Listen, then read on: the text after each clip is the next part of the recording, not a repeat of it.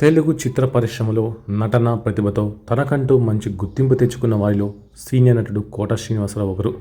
రకరకాల పాత్రల్లో నటిస్తూ తన నటనతో ఎంతోమంది అభిమానులను సొంతం చేసుకున్న ఈయన ప్రస్తుతం వయసురీత్యా చిత్ర పరిశ్రమకు దూరమయ్యారు.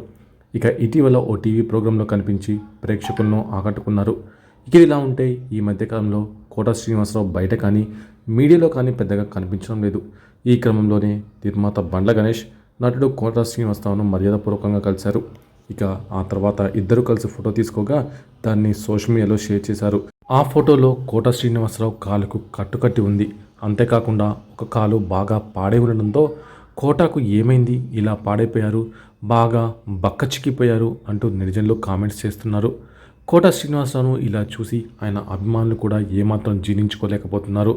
ఆయన ఆరోగ్యం కుదుటపడాలని దేవుని ప్రార్థిస్తున్నారు.